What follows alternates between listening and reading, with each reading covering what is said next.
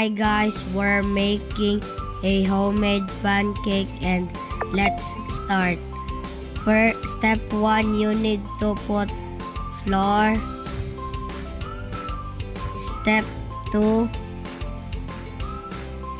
you need to put 3 eggs.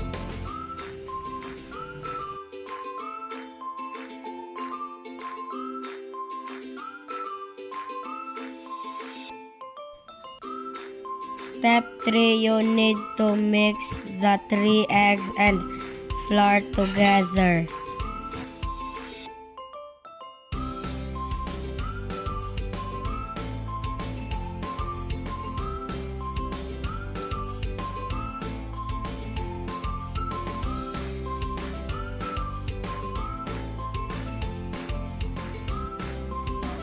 After mixing, we're going to our step 4 to put vanilla.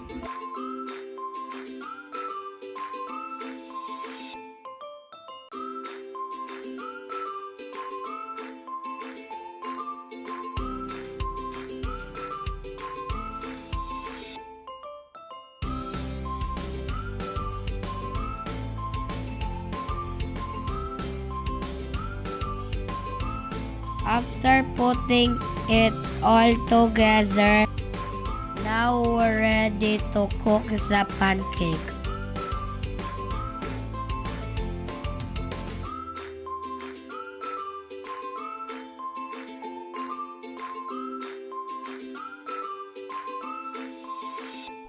Now we're putting chocolate syrup on our pancake.